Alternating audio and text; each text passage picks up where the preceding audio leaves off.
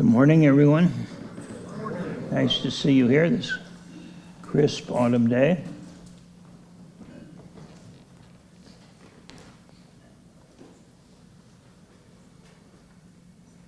I kind of sense this time of the year is a transition, right around Halloween.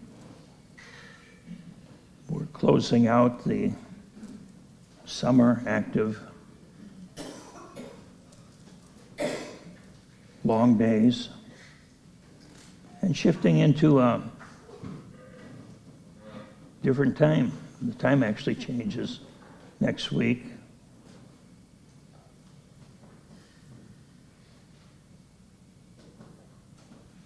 And our whole world seems to be in kind of a transition.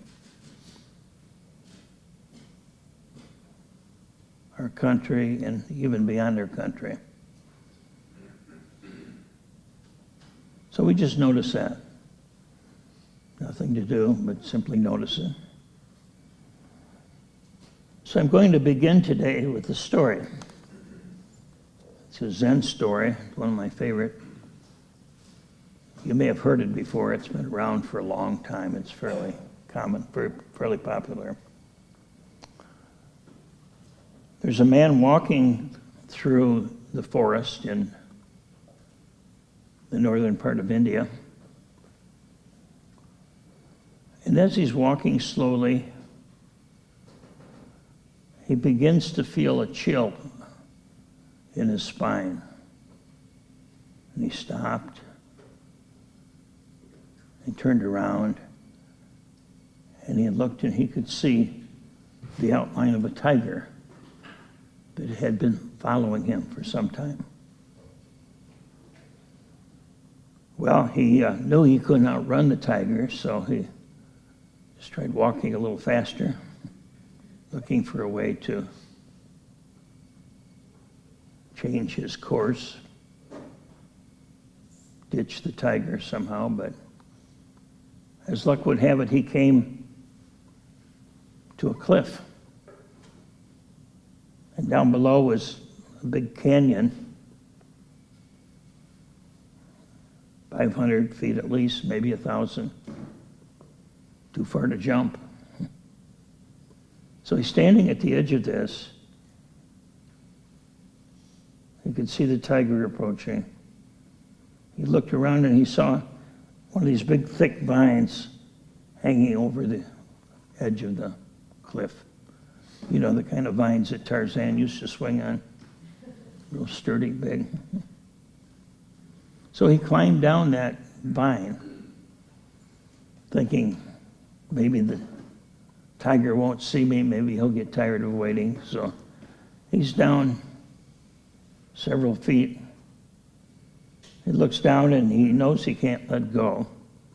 So he has to hold on until the tiger arrives, which he does. He looks up and he sees the tiger,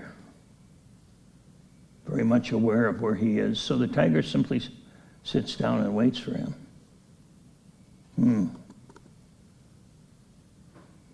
Then he looked up and he saw this mouse begin to chew at the vine. So there's the tiger, there's the mouse. He looked down below. So I'm going to stop here and ask you a question. How many folks here can relate to what this person is feeling? Many of us, right? Between the tiger and the cliff and all sorts of things happening. So what did this man do? He looked around and he saw a bush. And on the bush was some berries. And he saw a big, luscious strawberry. He reached over, looked at it. He bit into it. it was the best strawberry he had ever had.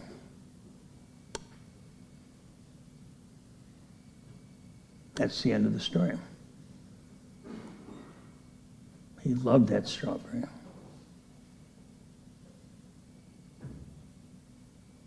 So, many of us can relate to the tiger, the mouse, the vine hanging on. You know, the tiger of death is sitting there waiting for us. We know we can't escape. The mouse of time is chewing at the vine, little by little. Can we eat the strawberry? Can we see that the most luscious strawberry is right here in front of us in this moment? So today I want to talk about how to take this time, this experience that many of us are having, feeling of anxiety or apprehension, waiting for the other shoe to drop, whatever you want to call it, you know. And how we can meet that experience wisely. And also I want to talk about how we can meet that experience in a way in which the Dharma practice informs our life and informs our relationship to the world. So let's begin. The first thing that's very helpful and actually absolutely necessary is to make the distinction between your life and your life conditions. Okay, your life experience, I'll call it. How you experience life and the conditions in your life. Our life experience is what we're experiencing right now, in this moment. What are you feeling? What are you thinking? What are you sensing in the body? What are you seeing? What are you hearing? Just being present to that. That's the life experience that's with us always. Our life conditions, how old we are, whether we're male or female, our marital status, our financial condition, etc., etc. That's not our life, that's our life conditions. That's the conditions of our life.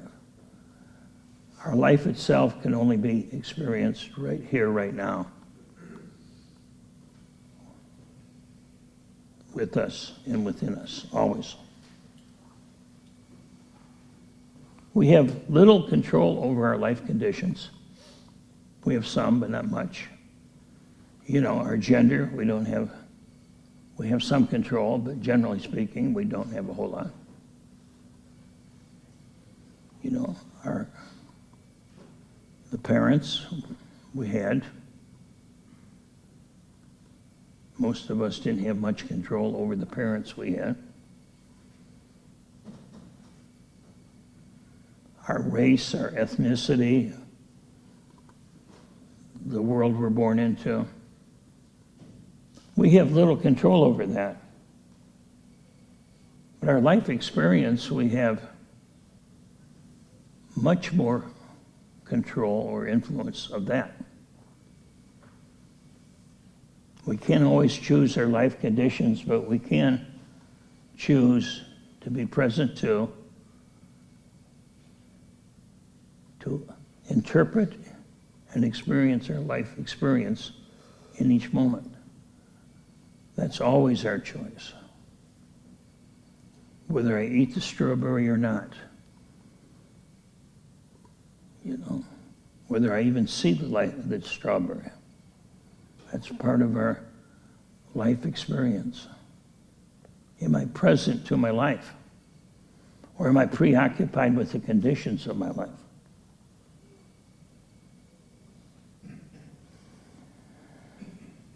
How we respond to our life experience, what we feel in our body, what we think in the mind, etc., what we see and what we hear,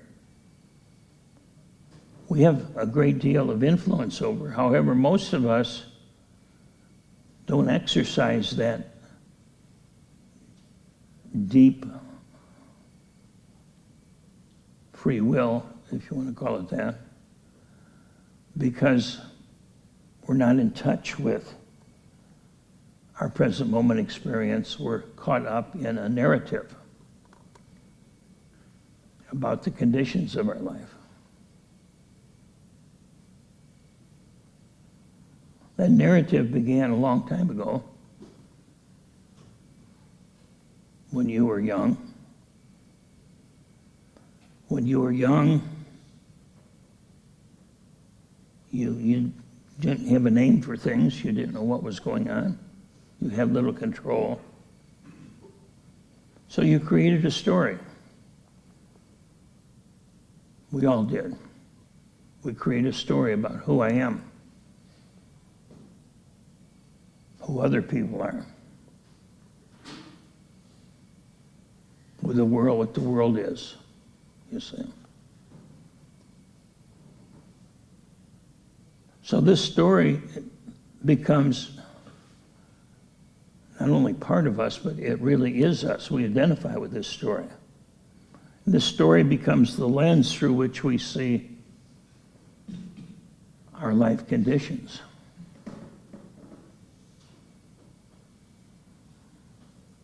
So whether we know it or not, we are seeing through the lens of a story that we created many, many years ago. That lens that said, this is who I am.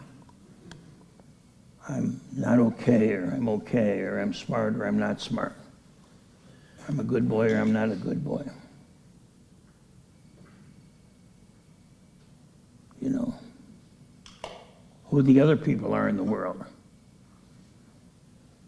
We look at our brothers and sisters, if we had any. We look at our parents. We create a story about that, and we live with that story 40, 50, 60 years or more. So with that unconscious narrative, we're not really present to our life as it is, but we're preoccupied with life as we perceive it to be. And there's a principle of psychology that says what we refuse to see within ourselves, we're going to see in the world around us. You can call that projection or whatever you want to call it, but what I'm unaware of within myself is going to show up through my projections onto others. If I'm afraid of my own anger, I'm going to see angry people in the world and they scare me. You see? If I'm afraid of my own tenderness, vulnerability, I'm going to judge and hate people that are sensitive, that are crybabies, that are sissies, you know? That's the story. I remember in my own story, in my own life, every time I would cry for any reason, whatever, my dad would say, stop feeling sorry for yourself. You see? I didn't know, I didn't have a vocabulary, but I wasn't feeling sorry for myself. I was feeling sad.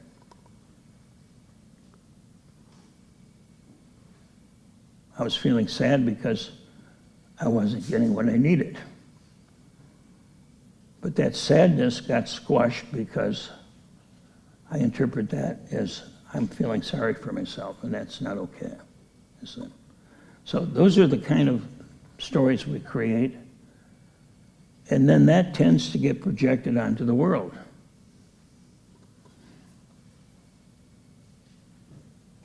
Onto people we work with, the people we work for, political figures. We see world history through those eyes. Villains and victims, good guys and bad guys, people that are dangerous, people that are friendly. And so our life experience then becomes dependent upon what we're seeing around us. Our life experience is such that it's controlled by what's sometimes called the 8 worldly dharmas. You know, pleasure and pain, loss and gain, praise and blame, fame and shame. Things go well, I feel good. People tell me, people praise me, and I say, oh, that's good. But then the next time, maybe nobody praises me, and I say, oh, what did I do wrong? You know, how can I mold myself in such a way that I can get what I need? Or I can live a life wherein I'm always looking for somebody to attack me. I'm feeling like I have to watch out. I'm not safe. And so that becomes our life experience. But that life experience is dictated by what we think is out there. It's really simply a narrative within ourselves. There's a story about an Indian story, East Indian story, about a man that was a artist, very, very good artist. And one day he painted a mural of a tiger on the wall of his home. It was such a good painting, so lifelike, that he was afraid to go into his house. So he was homeless because there's a fierce tiger inside of his house. You see? And that's exactly what we do in various ways. We create good people and bad people. And then we believe that our life experience depends upon them and it, they. So, as we begin to practice our life experience, which is what we do in the Buddhist practice, you know, we don't sit here with the instructions of, I want you to take a look at the news. You know, I want you to see how terrible it is. I want you to see all of the things that could happen. It could be World War III. Could lose democracy. The world could come to an end. Global warming could kill all of us. I don't think that's what you'll hear typically from a meditation teacher, a Buddhist teacher. What you'll hear is, eat the strawberry. Taste the strawberry. What's it taste like? Sometimes the strawberry's bitter. That's okay. Sometimes it's sweet. But it's our life here and now. And as we begin to pay attention to our life here and now, we begin to appreciate it. We begin to value it instead of devaluing it. We begin to put the power in the hands of our life rather than putting the power of our life into the hands of someone else. You see. We don't let the tiger interfere with the enjoyment of our strawberry.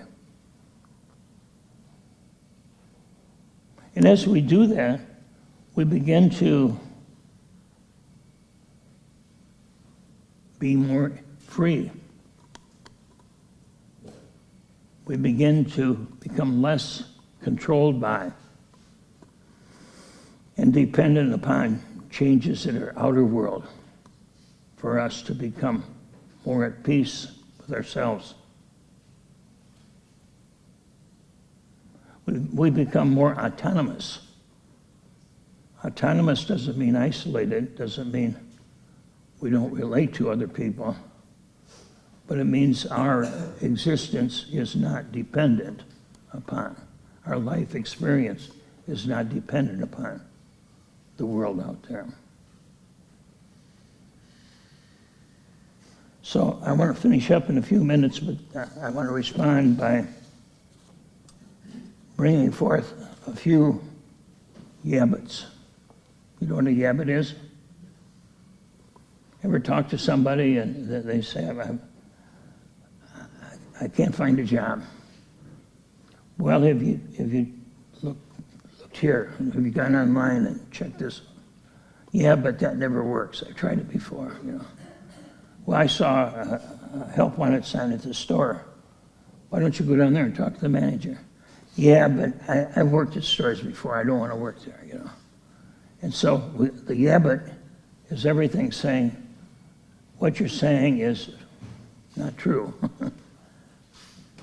So when I teach, I realize within myself and probably within all of us, there's a voice that says, yeah, but I can't do that. It won't work in my life. You know, one of the yabbits is, you know, when I turn on television and I see innocent people being killed, pictures of children, you know, being killed and bombed. How do I enjoy that? You say, eat the strawberry. That's horrible. Well, how you eat the strawberry is you look at what you're seeing, you let go of the story, and you simply feel what you're feeling.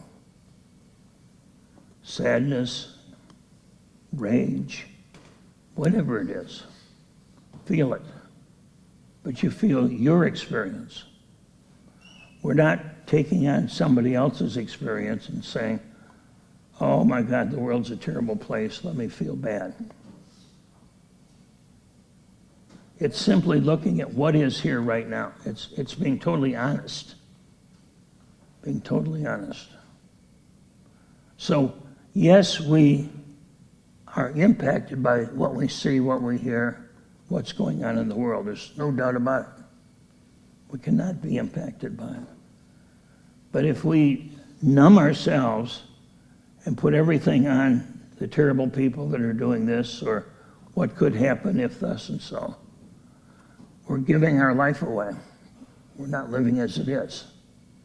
So whatever you see here, whatever experience you're having externally,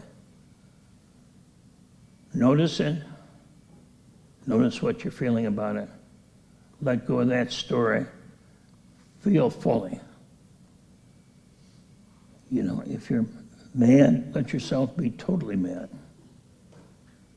I'm not saying act that out. I'm just saying you feel it internally. There's a Zen saying that says, you know, if you're feeling cool, then freeze. If you're feeling warm, then burn. In other words, feel what you feel fully and completely. Because what happens often is we begin to feel something, and then the narrative comes in and says, well, you shouldn't be angry. You're a spiritual person. You're a Buddhist. You're supposed to be calm all the time. Or whatever we're telling ourselves. You know, or ain't it awful? So it's not about taking on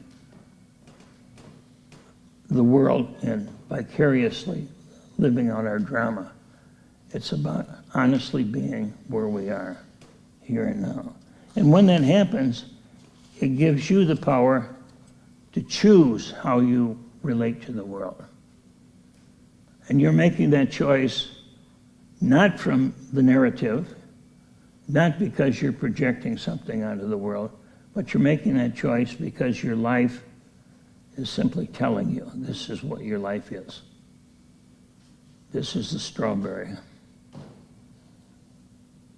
So let's just take a moment, sit in the silence. I invite you to take about 30 seconds and taste the strawberry. Feeling, thinking, hearing, seeing. This is your life experience. This is what you really are. Right here, right now.